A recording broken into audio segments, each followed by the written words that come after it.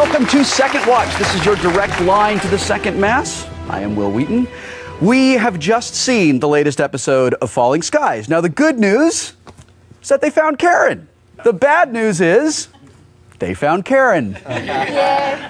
Drew Roy, Jessy, Schram, and director Greg Beeman are joining us tonight to discuss the ins and outs of maintaining a relationship during an alien invasion, especially when you get brainwashed by those aliens. So good evening. Welcome, you guys. Great for you to be here. So, Jessy, we have not seen Karen for a few episodes, but now that she's back, she is a very different person. Yes. And Maggie has this great line where she says, Karen, the Karen that you knew, is dead. Karen, she's just not there anymore. So I imagine as an actor, you have to kind of create a new character that's sort of drawing on Karen's knowledge to manipulate everybody, but has a very different point of view. Would you talk a little bit about the process that you went through to find this new, different Karen? Yeah, well, it was definitely interesting and hard because there are a lot of decisions to make. You see Karen sprinkled through the first season a lot, so you have somewhat of a base to work off of, and then she goes completely into this other mode of becoming vocal cords for the aliens, completely under their control, and embodies them, and now all of a sudden she's back. So how much blood is her own? What thoughts are her own? What is a manipulation, and what is she actually feeling or remembering from her time basically without the harness? So basically taking it scene by scene and feeling it as it was kind of how I went about it with Karen. And it was tricky not to play evil, because there's really no such thing as playing evil. That's just a little laugh, I guess you could say. Yeah. But you need with a mustache to twirl. Right, exactly. Yeah. And we didn't really do that whole thing. But I think because Karen has her beliefs now in this other system that she's been embedded into, and all this knowledge, and she's experienced so much through this other power that's really inside of her. So the manipulation, I think, just comes from her knowing that her way is right, and that's what makes it evil, I guess you could say. For you as an actor, when you come back to a show that you've been away from for a while, and you were sort of like regularly appearing in the first season, like how great is that homecoming? It's when you're on the set and you're like, I'm back. I've been extremely blessed to go away and come back as much as I have. They've stayed there and they're constantly living in this world that they are. So being able to come back and see what's changed and what's going on, and this is the most you've seen of Karen and the most that I've gotten to tap into this character, and that we've gotten to play different relationships in it. So coming back, and homecoming especially, was a huge deal, and always coming back to set is like coming to family. And I do want to say that Jessy is like the most beloved. Every cast member loves her, and she just brings she just brings a naturally good vibe whenever she's there. So we all are really happy whenever you're there. Thank you. Thank you so much. So Drew, what is going through Hal's mind when he walks in and he sees Ben and Karen in this like glowy spikes lit up kind of about to get it on kind of thing? So is his response like a dude response, or is it like a human freaked out by aliens response? I went with, it's just your normal man reaction. Like when he first sees it, that's an ex-girlfriend, but she's kind of still his girlfriend, but not really, because that never really got solidified as what this is. And now my brother is doing something with her, which we're not sure what he's doing, and they're glowing at the same time. They're super close. And then they both play dumb, and he runs out of the room. And Hal's just got to feel so much turmoil there, like the sibling rivalry, and on top of just being caught between two girls, right? Yeah, it kind of goes back to like being in high school and your girlfriend has to be pulled out of school, and now you've got this new little relationship going on with this other girl, but it's really not solidified. And in fact, as hard as you try to make it work, she's saying no, and now the other girl comes back in. And she has been harnessed, so that makes it even more complicated. So what is her plan for Ben? Is she going to use him like as a beacon, like a tracker beacon, or is she saying like come back to our side? Like what happens when they run off together?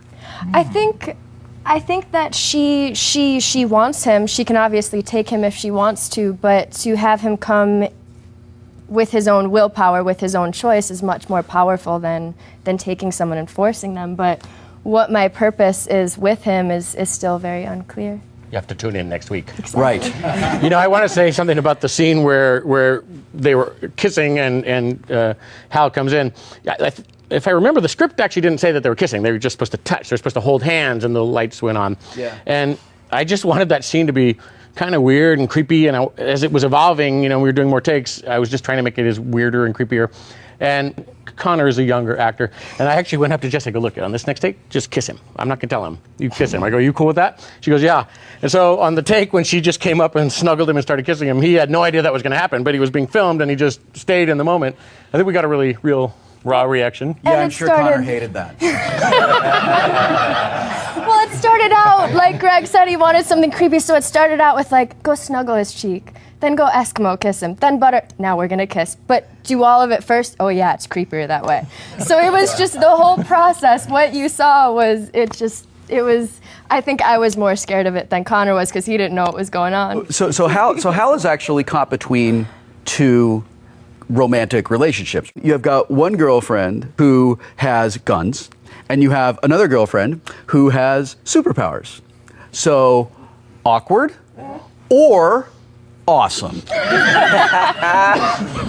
I'm going to go with awesome right here. But in that moment, it was pretty awkward. Karen has just like super badass superpower. Like, you know, I can throw people around like it's I jump off nothing. rooftops, I throw people around, Yeah. I lie in fields for long times. So when you get that in the script, is that just the coolest thing? Oh my gosh, yeah. This episode was its own journey because physically there's so much that we have to do on this series anyway with weather conditions and hours and the places that we film. But this especially, you know, I'm being handed off to people while I'm limp and dead, and then I'm literally fainting because he walks in the room, and I'm doing all these things on purpose, like smacking myself into a wall and falling onto the concrete after I throw a girl into a wall, and we go after each other's throats and she's about to shoot me. So there's so much going on in it. It requires a lot of rigs and cables and elbow, knee, and butt pads. Right. So those superpowers are amazing, but it also shows you as a person and an actor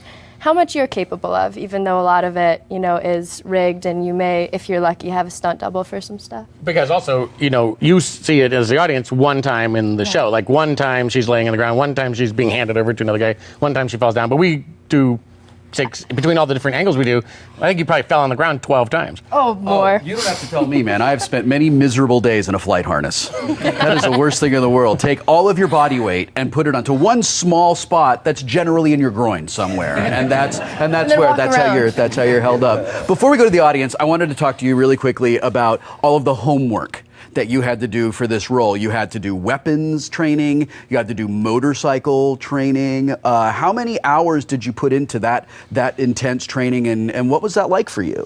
I think the first day that we were on set driving these motorcycles was our third day on the bike, maybe fourth. Yeah. Wow. And you're weaving in and out of extras. The first time that I did a scene, they had this little clear path for me, and I was going to drive in and do the lines. And, you know, I was more worried about the lines until they decided it looks too wide open. They put a paint can down, they get a mom to come in, and then they bring in the cutest little 6-year-old girl. Oh, God. And they put her on the paint can. Yeah. So now I've got to drive around this girl, and the hardest part is the starting and stopping. Yeah. And that's really all I'm doing in this little stretch that they've given me. And I didn't kill her, so. Get your questions ready, audience. Greg, Yeah. I want to talk about the field. How creepy was it to shoot that field full of dead bodies? Well, it all began, there was an earlier draft of the script where Karen was just kind of appeared, and Rami Arbushan and I both knew that it just wasn't good enough, so we actually went to dinner one night and we tried to think of the creepiest things we could possibly do to find, how do we find Karen? Yeah. And he hit on the idea, like, what if there's a whole bunch of, like, dead, naked, de-harnessed kids, and it's all a ruse by the aliens?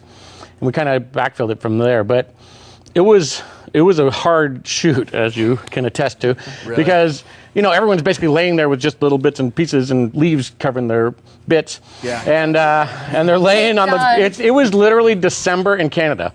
And they laid on the ground. We had like heaters for everyone, all the I feel extras. like I should give you a blanket right now. Oh, wet leaves. There were a bunch of. Oh no! We're not Put the leaves in the hair. Greg likes to add himself. So you'll be sitting there. He's like, more dirt, and you just get splashes all over yourself. They never really put enough dirt and mud on the actor, so I kind of do Yeah. the final touches. Really? Yeah. It is a muddy, dirty show. I know, and I get in there, right? Do I? I you to did. thank for that. Yeah. He's done my hair many times. Yeah, All those leaves. How long do you think Karen was there, like, waiting? Obviously, the aliens were tracking the second mass's position, and as you find out in the end of the show, it was 2 days, I think, before that. So I think she's been there, hours, waiting. Is there really a Skitter rebellion happening, or is it yet another clever ruse? Well, why is Karen there? That's what I'm asking you, sir. Well, if Karen is the Overlord's Girl Friday, then she might be worried about the Skitter rebellion. That'd be what I'd be guessing if I'm a fan online. Like, I think it's real. That is exactly how I talk when I'm typing. Dear audience, it is time for you to ask us questions. Does anyone have any questions for the group? Yes, I do. I have a question for Greg. Speaking of the aliens, where did you draw your inspiration when creating the look, actions, and personality for the alien race? Well, this is an area where Steven Spielberg is highly involved in the show. And, then we hire like some of the top artists in the business, the same people that work for Spielberg on his features. And they just go with different ideas. They create 10, 20 different ideas. And then as a group, we siphon those down to 2 or 3 choices. And then Mr. Spielberg always makes the final decision of like what the creature is. And he's very involved in that stuff. He really cares about it. He cares about how they move. He cares a lot about the details of the mechs, the skitters, the overlords, everything. But we eventually made the decision to make 2 versions of the skitter because sometimes they're completely digital. Usually when they're moving fast or crawling up walls, they're completely digital. But it's not practical to do every shot digital. It's just too expensive. So we built a suit. The suit was incredibly expensive, but amortized out over many episodes, it ends up being cheaper. So there's also an actor in the suit. And with Red Eye, suddenly it's really a character in the show. So basically there's an actor in the suit, and that takes like literally 5 different people to work it. And then sometimes it's a digital creation. So look, we're out of time. What? I know, I'm sorry, but we're out of time. Thank you so much for coming by tonight, you guys. Thank you. All right, next week, we will visit with Moon Bloodgood and writers Bradley Thompson and David Weddle. And meanwhile, you can find plenty of Falling Skies trivia and behind-the-scenes videos right here on TNTdrama.com. Make sure to catch a new episode of Falling Skies next Sunday at 9 p.m. on TNT. Then come back here at TNTdrama.com immediately afterwards for a new episode of Second Watch. Until next week, keep the resistance strong.